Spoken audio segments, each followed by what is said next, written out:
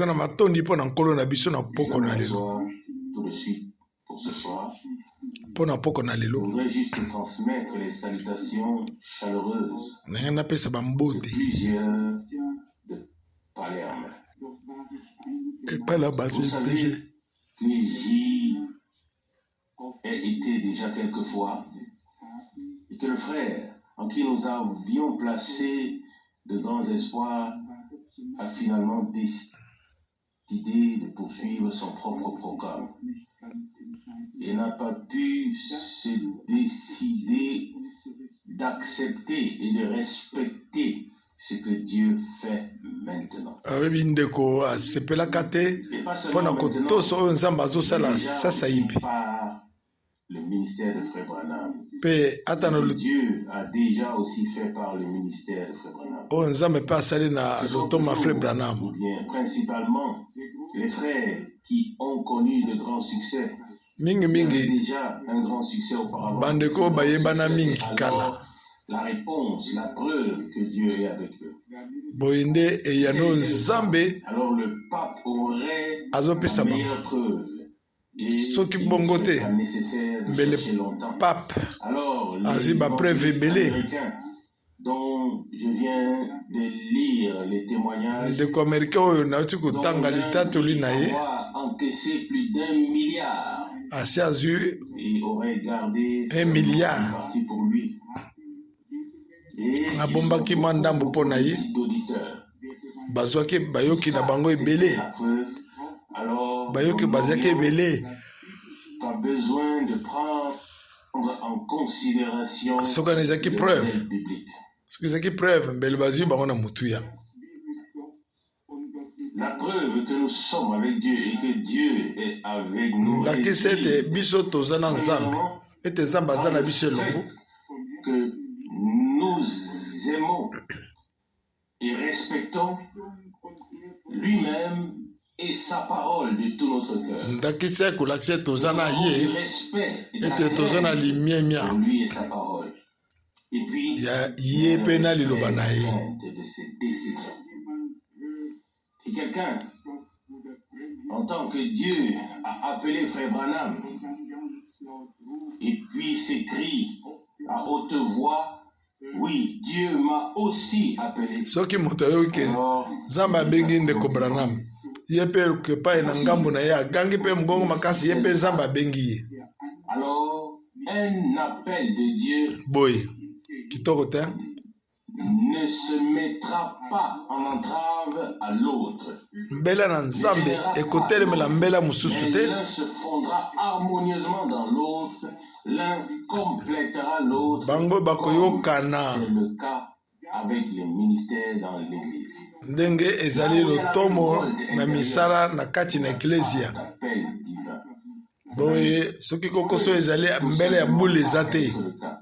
Là où il y a un appel divin, il y a de la joie pour ce que Dieu a. Esika nzambe mutu abengi mutu esengo ezali boyokana ezali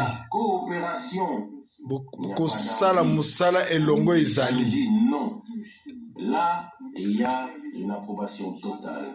Boyokana na bato banso ezali. Je connaissais déjà la situation générale et je ne m'attendais qu'à environ 30 ou 40 personnes. Et voilà qu'il y en avait certainement plus de 400 qui sont venus. Boye, naibaki déjà likamongo nazoko mizela na 40 personnes kasi tale belé na bato baye koya. Dieu a accordé sa parole. Zamba pesi liloba na ye. Et dans l'ensemble, je peux dire que Dieu a accordé une percée. Na molongo zaba pesi biso nzela. Au sein des différents groupes qui allaient dans des directions différentes. Atala bangulu pa oyo ekeseneki ezokenda banzela na nzela na bango.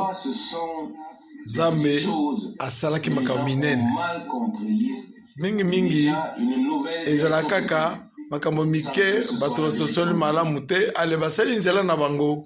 Ici, nous voulons éviter quelque chose. Awa tolingi makambo yango te. Prendre notre propre direction. Tozwa kaka ekambami na biso moko. Nous prenons une direction propre, alors nous devrons nous nous devons nous arrêter.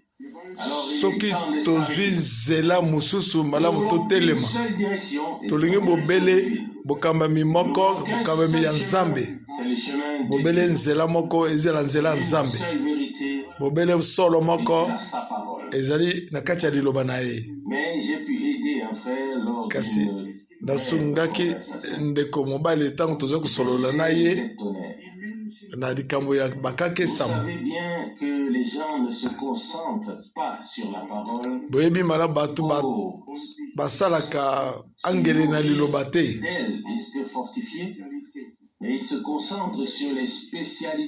Olie bamipesa na liloba na nzambe bazomipesa na bokeseni moko lokola mombongo ezalaki na makambo wana.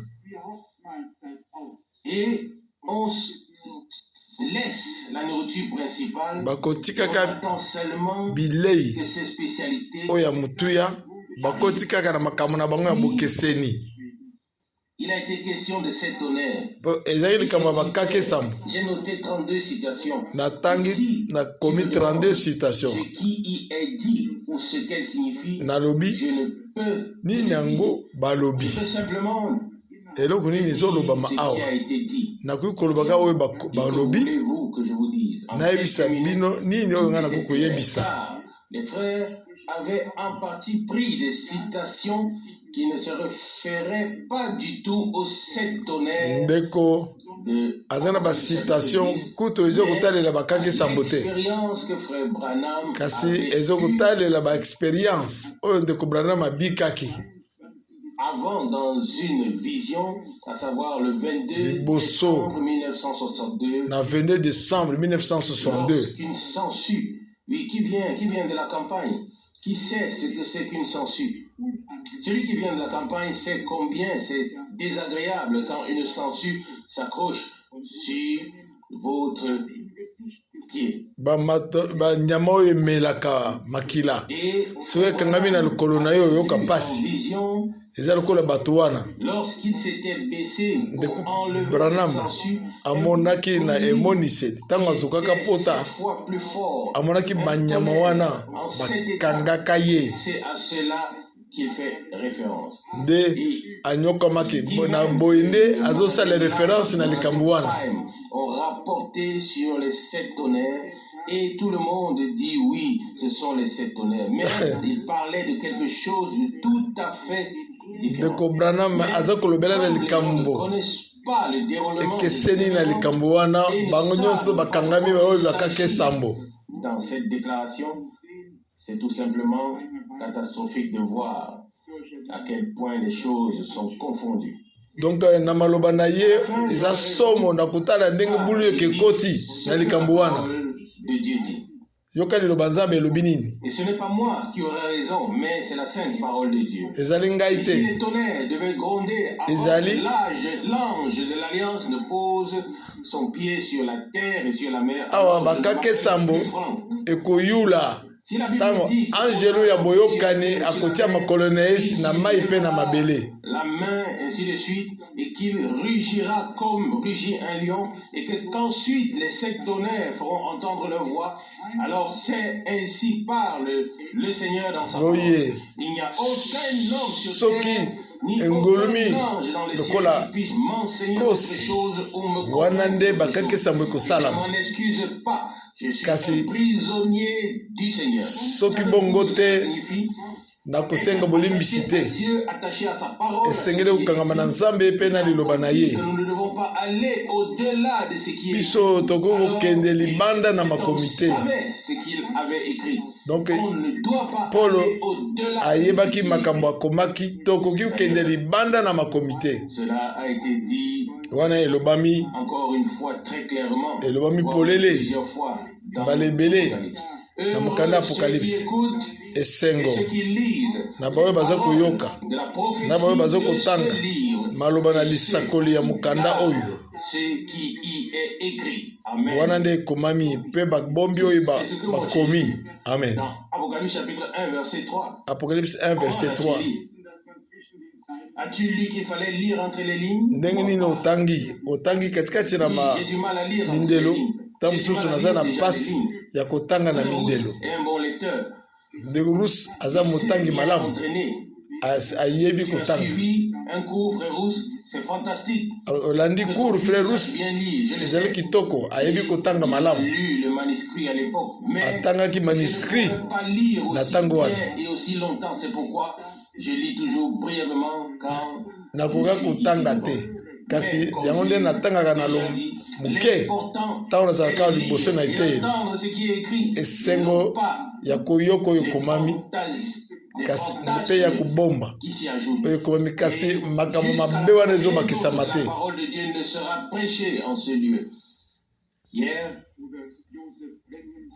J'ai reçu une visite importante. Lobi na yambaki Joseph Branham. Visite ya kotala ngai Joseph Branham. Dans les environs.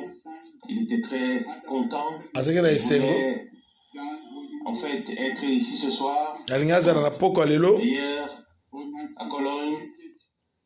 Il a passé trop de temps à visiter la cathédrale. Akendeki kotala ka ba cathédrale ya Libanda. Et maintenant, il est couché. Awa apemi. Ils veulent continuer leur voyage. Lobi balingi mpe bakoba mobembo na bango. Nous avons visité tout le centre missionnaire. Totali ba centre missionnaire nyonso. Je lui ai dit, Tozi masolo kitoko. cher frère, nayebisi ye ndeko na ngai oza monguna na ngai te kasi oza moninga na ngai nalingi nkolo nalingaki yo ndeko Branham ndenge nalingi mpe sango kasi ntango makambo oyo etali ndeko Branham mpo oyo etali premier poule deuxième poule na troisième poule makambo oyo balobaki na ye je n'ai rien à voir avec cela. Un mandat personnel est et il demeure ce que c'est. Et il a dit, frère Franck, j'apprécie vraiment. Il faut simplement être envers les autres, honnête les uns envers les autres. Personne ne peut dépasser, oui, ses propres limites. Nous n'avons pas besoin d'être hypocrites ni de jouer de tableau. toza posa na bato ya bilongo mibale te esengeli kozala bato ya sembo bonzambe akusonga biso ndenge tozali na esengo mpona koyoka makambo nyonso to wana soki nalobi mbala oke nazalaki na raison nalobi yango koloba pamba te nalobi ke nzambe ye akozwa kaka raison azalaka sembo na liloba na ye. Alors soki totikali na nzambe na liloba na ye toza na ngambo malamu tolingi okoleka oyo te nzambe asunga biso.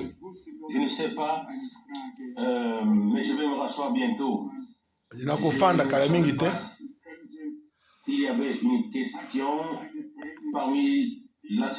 nayebi te soki motuna ezalaki na kati na lisanga moto aza na limutuna ya biblia mpo oyo tokopesa eyano nabi na frère Rousse aya liboso moto aza na mutuna kati na biso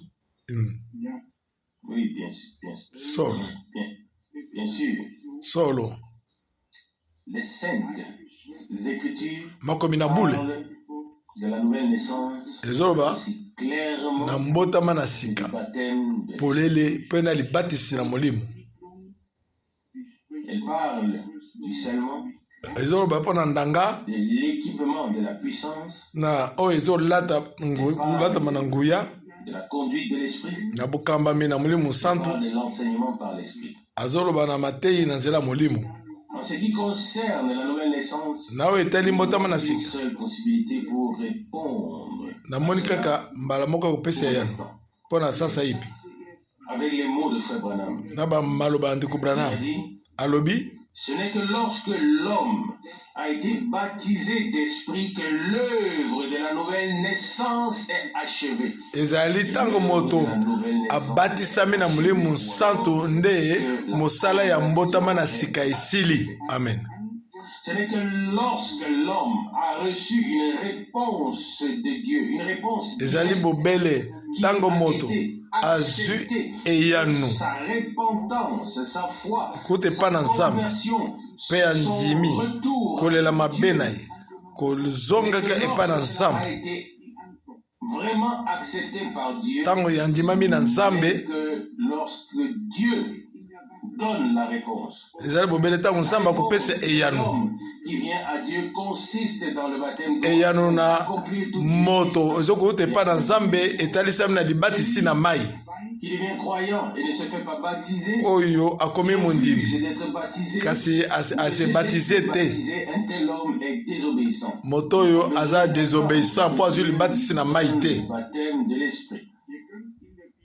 Vous pouvez lire dans la Bible. bokotanga na biblia Tous ceux qui, dans le temps des apôtres, bato oyo nyonso se sont na ntango na ont été bantoma baptisés par l'esprit, oyo babatisamaki na molimo se sont ensuite fait baptiser dans l'eau. nsima nango mpe babatisa bango mpe na mai Que pendant la prédication des gens est tout expérimenté directement. ekoki kozala Dans la foi, na la mateyi le baptême, bato babiki mbala moko repentance kobongola mitema nouvelle naissance donc mbongwana mobimba na kati mateyi ezoteyama cela s'est fait en moins de 10 minutes. ekoki kosalama ata na 10 minutes Et avait dit, vous savez tous ce qui s'est passé dans le pays juif, boyebi de Nazareth, oyo nyonso elekanaki ainsi de suite.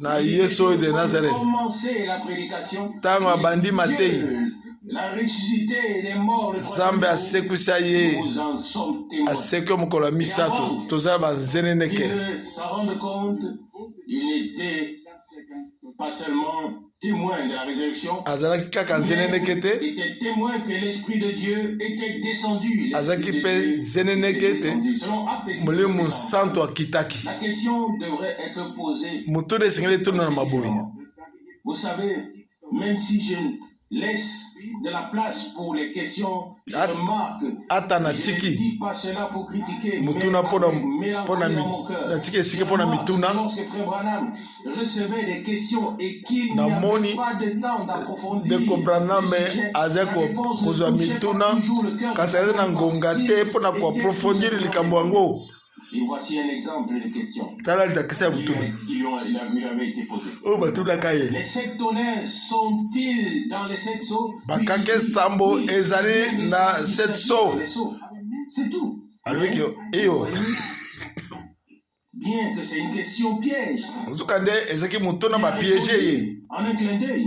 Mais s'il savait ce que les gens font aujourd'hui avec une telle réponse, soki ayebaki il retournerait dans oyo bato baza kosala lelo na biyano ya bongo Et elle était tout aussi bien une question piège. ezalaki likambo batuni piége Dans Apocalypse chapitre 20, verset 4. l'Apocalypse chapitre 20 verset 4 Est-ce qu'il s'agit de l'épouse complète? wana etali mwasi ya libala mobimba Oui, Apocalypse 24 rend l'épouse complète. Point. alobi yo ezokomisa mwasi ya libala akoki be N'a rien à voir avec l'épouse. kasi apocalypse 4 etali mwasi ya libala te wana etali bamartire Enlèvement pour le témoignage de Jésus. S'il avait pris le temps, il aurait pu dire, soki azwaki ngonga c'est en partie vrai.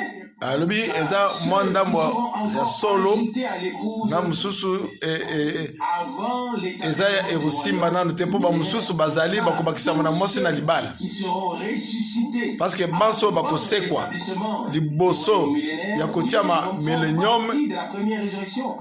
bakozala na kosekwa na yambo te Mais, kasi il est dit, réponse avec une seule phrase et les gens eyano prennent maintenant na cette phrase moko c'est ici ce que le prophète a dit. bakozwa yango bakomisa yango nini na bango Alors dans le pétrin, n'est-ce pas?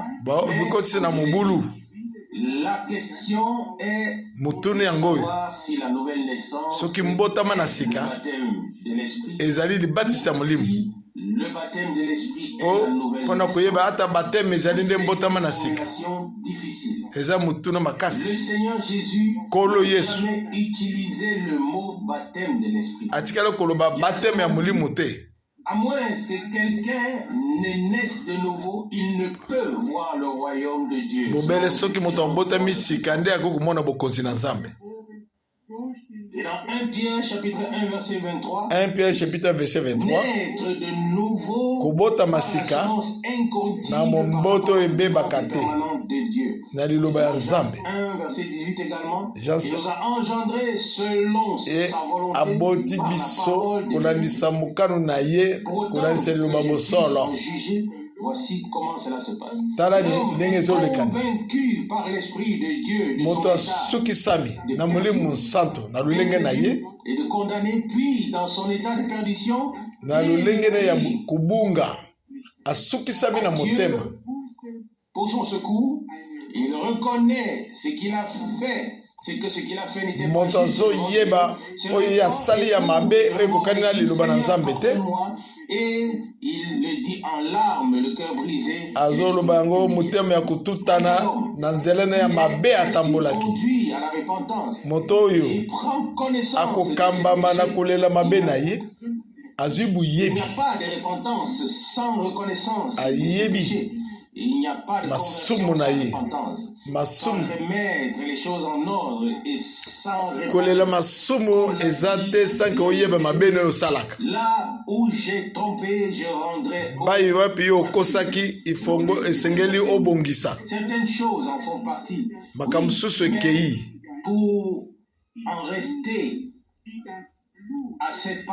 mpona kotika na maloba yango.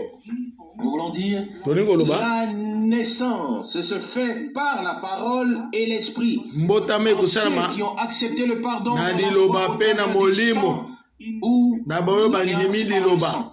Il y a des gens qui se sont tournés vers Dieu, qui ont compris la signification de Golgotha, sans avoir reçu la semence divine de la parole, pour créer la possibilité qu'une nouvelle vie puisse émerger. Car la vie était dans le sang, mais elle a été libérée lorsque le sang a été versé, afin de vivifier la semence de la parole et faire naître cette nouvelle vie divine par l'esprit.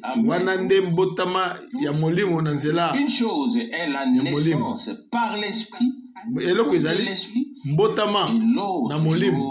est d'être rempli par l'esprit.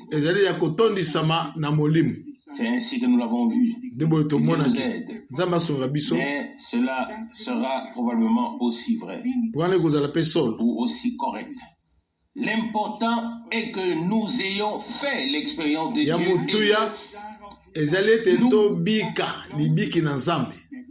Ne demandions plus, suis-je né de nouveau ou ne suis pas né de nouveau.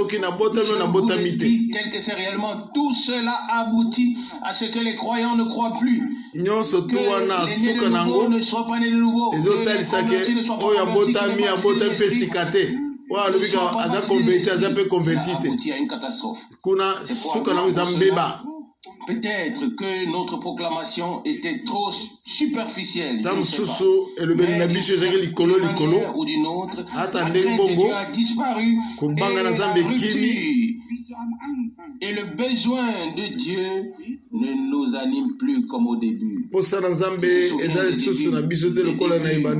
tiens, les miens, les nôtres, oui. Comment c'était au début? Dans son témoignage que les croyants parmi les Juifs étaient surpris que le don du Saint-Esprit ait été répandu kati na bayuda basutukaki na komona ete libatisi na molimo epeselama na bapagano.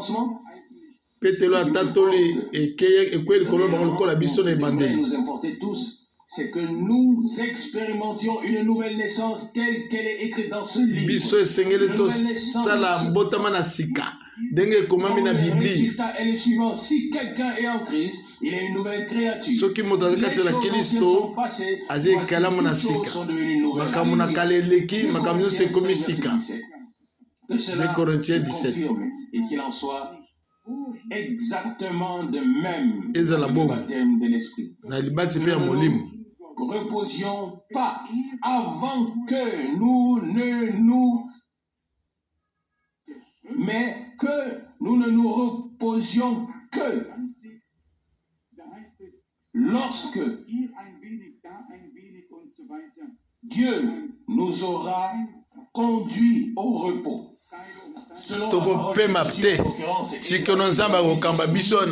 On dit ici un peu là un peu, et ainsi de suite. Et Ésaïe 28, verset 20. Et puis, précepte sur précepte, règle sur règle. Esaïe 28 lobi muke awa muke kuna kasi totika moto ya lembi tala esika ya bopemi mpona libota na Nzambe. Alors, par comparaison, si Josué les avait conduits au repos, soki il Yosue était nécessaire de parler akambaki bango na bopolu. il serait conduit au repos. Non, je crois que Dieu veut notre bien. Il ne veut pas que Nzambe alingi biso yango wana ani akamba biso nde yango esengeli biso tokobongola motema ya solo mpe libatisi ya molimo. Naza na posa naloba te, à quoi ça ressemble. Je n'ai besoin de le dire à personne. naza na posa koloba yango na motu te. Je n'ai pas besoin de dire à qui que ce soit comment on l'expérimente. Naza na posa koloba na motu te ndenge nini babikaka ngo moto nyonso akoki kosala libiki na ye na Nzambe. Moto na moto akosala libiki na ye na Nzambe.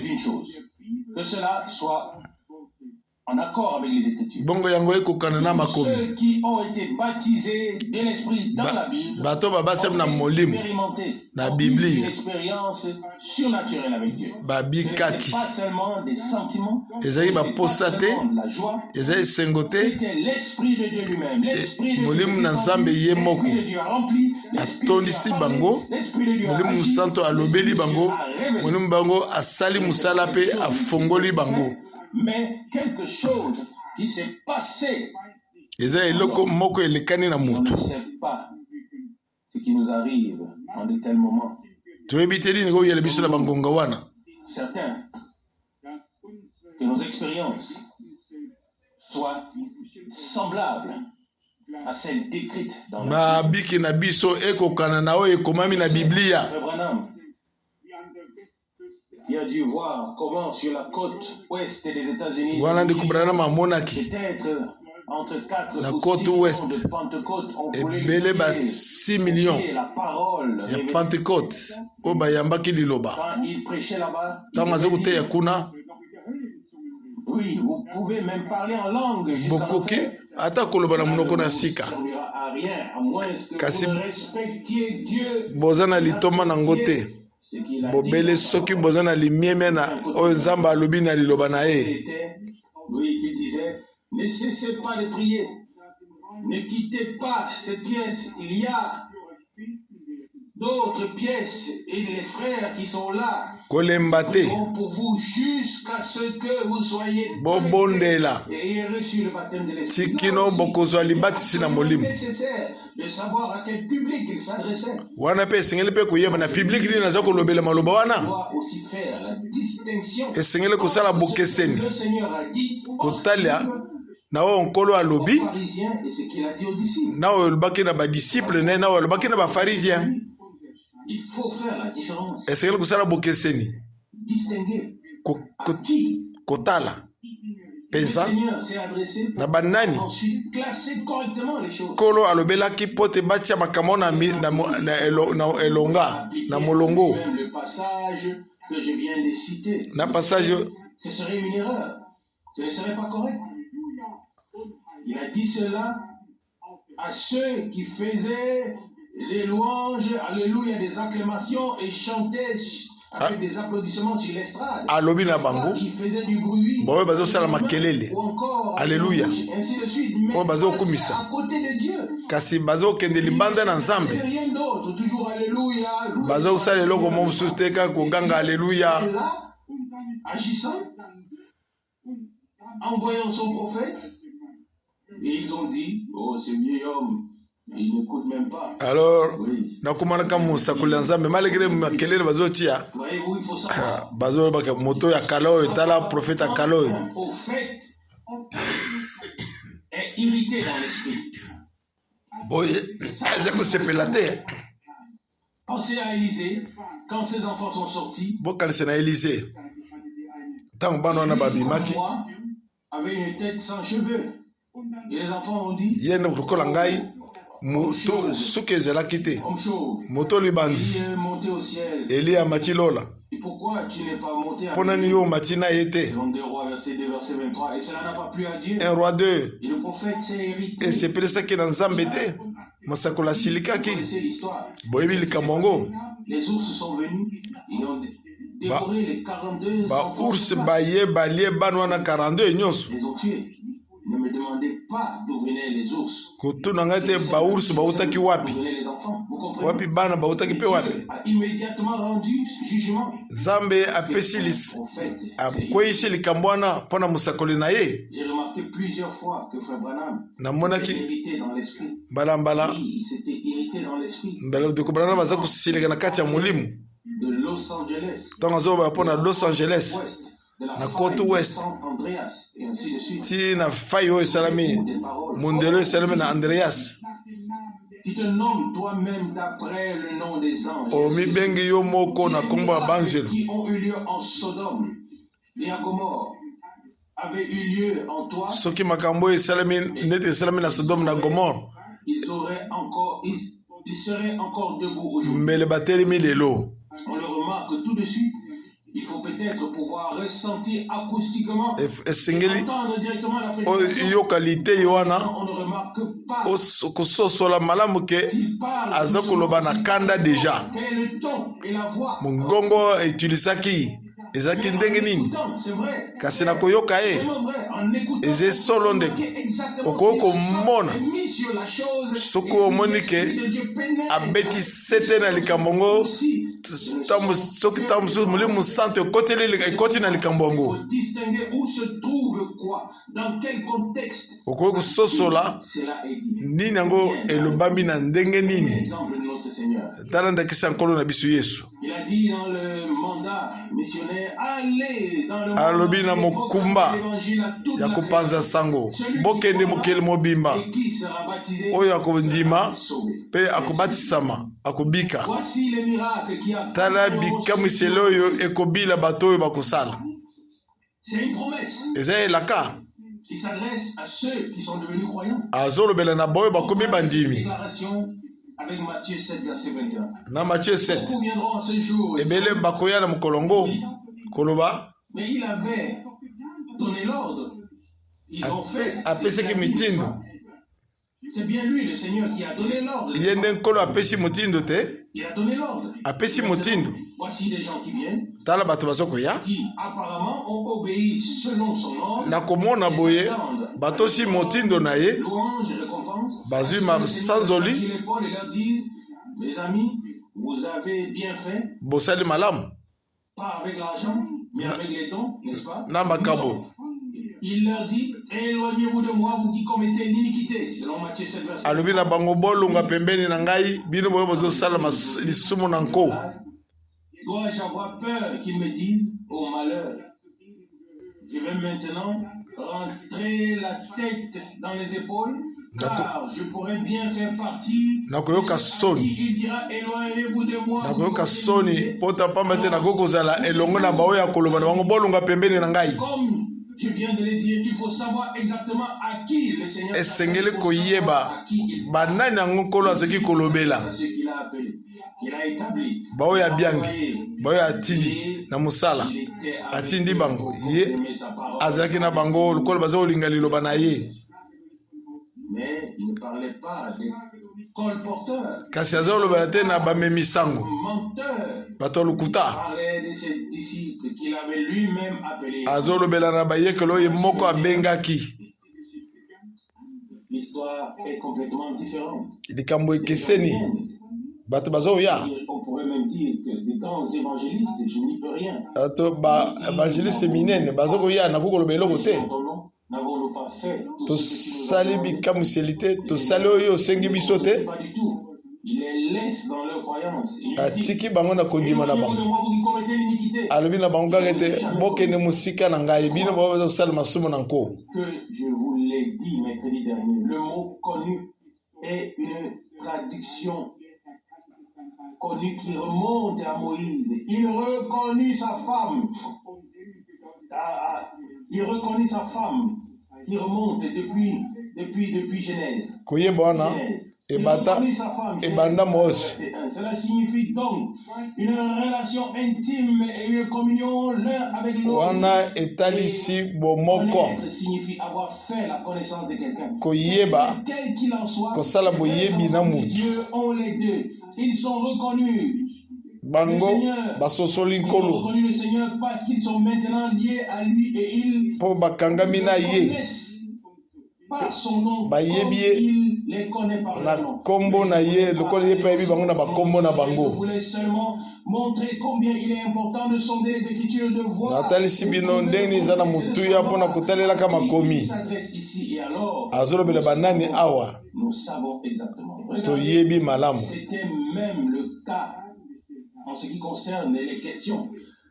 ezali ndenge moko na makambo etali mituna. Il y avait deux types de personnes, peut-être bato mibale bazalaki wana les scribes avaient bascribe des choses en tête. bazalaki likambo kaka na mutu Il se posait toujours quelque chose. bazokomituna kaka mituna Que ce soit le sabbat, ezala saba ata eloko mosusu balinga kotia piège na nkolo. il en était autrement des disciples.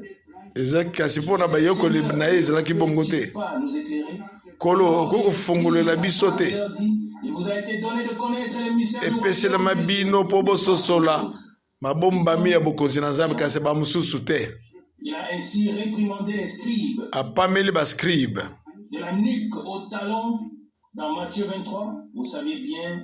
na Matthieu 23 Il s'agit là de la réprimande des scribes. eza bascribe Dénonce sans cesse pour ce qu'ils sont avant de leur faire des reproches. Le Seigneur n'aurait jamais pu parler ainsi à un enfant de Dieu comme azolobela bascribe il a parlé au kasi nkolo akoki kolobela bana na nzambe likolo alobeli bascribe te. dans Jean 8, vous nous avez pour père le diable. meme ayebisi bawana na Jean 8 bozala mpona tata zabolo. Tout ce qu'il avait à dire. Et puis il dit, Abraham n'a pas fait ce que vous faites. abraham asala oyo bino bosali te Les paroles de Dieu. boyebi baso maloba na nzambe mpe akobi Question initiale. tozonga na likambo na biso Baptême de l'esprit na libatisi na molimo. reçoit le témoignage de Dieu qu'il est devenu croyant, donc qu'il a été oyo accepté alobi libatisi na molimo santu ye azwi litatoli kuta epai na nzambe ete nzambe asepeli na ye par un baptême de l'esprit biblique. libatisi ya biblia. Amen, frère Maud. amen. J'attendais un amen. naza kozela amen me frère mode nayoki Tu viens de le dire et c'est aussi ce que frère Branham aurait dit. ndenge oti koloba ndenge mpe ndeko branham mpe awetiaki koloba ngo. Ça avec moi. Je dois ramener tout à la parole. ngai sengeli nazongisa maso na liloba na nzambe. Je lis les actes des apôtres. natali misala Les bantoma actes des apôtres demeurent misala ya bantoma ezowumela ezali wana jusqu'à la fin. tikino na Je ne peux suka pas me permettre nakoki komipesa nzela te et de la considérer kozwa ensuite déclaration moko contradictoire. etelemeli biblia Je te. dois considérer toutes les déclarations nasengeli natala badéclaration nyonso auxquelles a été faite par frère Branham oyo nyonso ndeko branham asalaki complémentaires les unes les autres. On ne peut pas considérer une déclaration de manière isolée. tokoki kotala On a alors badéclaration nyonso ya ndeko branham il faut donc na bokeseni examiner ce qui a été esengeli kotalela oyo ye alobi na mobimba na yango nyonso le considérer sur tous les aspects. kotalela yango na lolenge nyonso De tous les côtés, puis se poser la question avec la main. tala yango mituna nyonso na loboko na Et motema expérimenter cela. kotuna yango Je trouve kotuna yango na ndenge na biblia. que Jean et Pierre sont venus à Jérusalem pour imposer les mains aux croyants Jean na Pierre afin qu'ils reçoivent le bayaka Saint-Esprit selon Acte 8, mpona koimpose maboko mpona bato bazwa molimo santu ndenge na ebandeli. Ils avaient également été baptisés dans le nom de Jésus-Christ. bato babasamaki na nkombo na yesu Je ne kristo. sais pas s'ils ont expérimenté une nouvelle naissance. nayebi te soki babikaki mbotama na sika. Ils ont expérimenté la nouvelle naissance par le baptême de l'Esprit. nayebi te soki baexperimente mbotama na sika qu'ils aient expérimenté na le libatisi baptême de l'esprit par la nouvelle naissance ou la nouvelle naissance par le ata baptême de l'esprit. babikaki Cela mbotama n'a na aucune sika importance pour moi. na libatisi na molimo santo Que ce soit les deux expériences esengeli manso na mibale salama ne m'importe pas. Tant que j'ai expérimenté tout ce que je dois expérimenter pour ne pas rester lié. bwana ata osali bongo litoma eza te soki nabiki nyonso to wana kasi natikali na nzambe te nayebi puissance oyo ekolongola ngai nasepeli kaka te oyo ekolongola ngai na liwa malamu nasala libiki ya mbongwana ya nzoto oyo.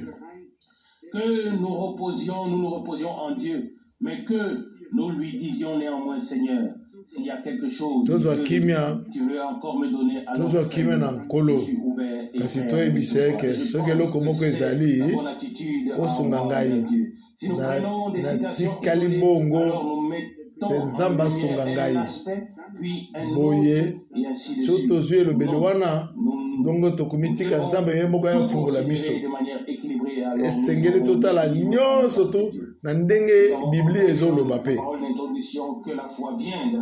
ndenge liteya ebandeli ete kondima eutaka na mateyi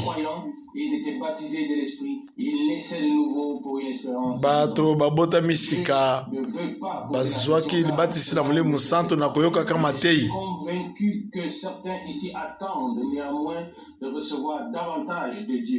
awa nasukisama ebele bazozela mpo bazwa koleka ekute pa nzambe nguya na likolo.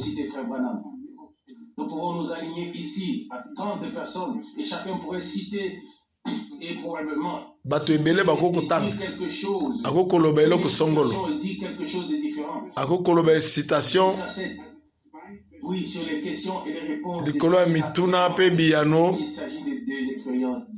ezali mabiki ekeseni na eloko ezali eloko eza salite